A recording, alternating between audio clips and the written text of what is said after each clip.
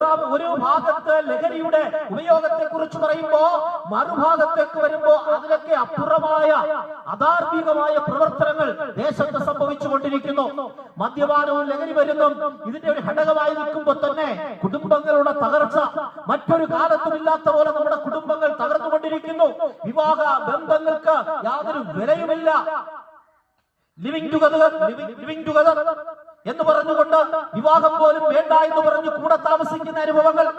ഒരു പട്ടണത്തിലോ ഒരു ദേശത്തോ ജോലിക്ക് പോയാൽ ആ ജോലി ആ ദേശത്ത് ചെയ്ത് തീരുന്നത് വരെയുള്ള പരസ്പര സമ്മതത്തോടെ ഒരുമിച്ച് ജീവിക്കുന്ന പ്രവണതകൾ. വിവാഹത്തിന് മുമ്പ് കുഞ്ഞുങ്ങൾ ജനിക്കുകയും അതിനെ മാരകമായി കൊലപ്പെടുത്തി വലിച്ചെറിയുകയും ചെയ്യുന്ന അനുഭവങ്ങൾ. പിഞ്ചു കുഞ്ഞുങ്ങളെ പോലും കൊന്നുകളയാൻ മടിയില്ലാത്ത അനുഭവങ്ങൾ. കുടുംബ ബന്ധങ്ങൾക്ക് വിലയില്ല. ഡൈവോഴ്സ് കേസുകളുടെ എണ്ണം വർദ്ധിക്കുന്നു. ഇതൊന്നും പ്രത്യേക ഒരു മതവിഭാഗത്തിൽപ്പെട്ടവരുടെ ഇടയിൽ നടക്കുന്ന കാര്യമല്ലേ. കേരളത്തിലെ എല്ലാ കുടുംബങ്ങളിലും ഇതൊക്കെ സംഭവിച്ചുകൊണ്ടിരിക്കുകയാ. പലരും പലതും മൂടി വെച്ചുകൊണ്ട് പോകുന്നു. സ്വസ്ഥതയില്ല, സമാധാനമില്ല. മാത്രവുമല്ല പീഡനം. ഇങ്ങനൊരു വാർത്തയില്ലാത്ത ഒരു പത്രവും ഇന്ന് കേരളത്തിലല്ലേ. അതും മനുഷ്യൻ ലജ്ജിച്ചു പോകുന്ന പല പീഡന വാർത്തകൾ. പെറ്റ വയറിനെ മാനിക്കാതെ പീഡിപ്പിക്കുന്ന മകന്റെ വാർത്ത കഴിഞ്ഞ ദിവസം നമ്മൾ പത്രങ്ങളിൽ കണ്ടതാണ്. സ്വന്തം മകളെ പീഡിപ്പിച്ച അച്ഛന് ഇരട്ട ജീവപര്യന്തം കൊടുത്ത വാർത്തയും കഴിഞ്ഞ ദിവസങ്ങളിലെ പത്രങ്ങളിൽ നമ്മൾ കണ്ടതാണ്.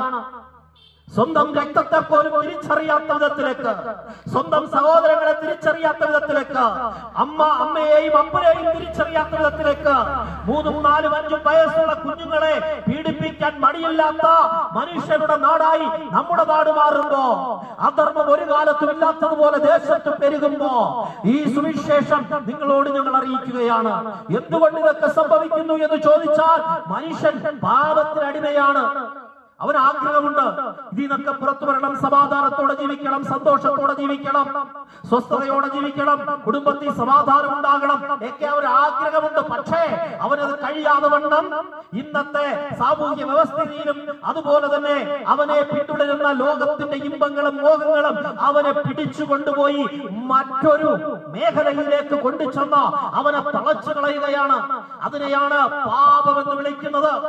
ഈ പാപം മനുഷ്യ ജീവിതത്തിൽ എന്താ പ്രവേശിച്ചത്? ഉൽപ്പത്തിയിൽ തന്നെ സംഭവിച്ചതാ.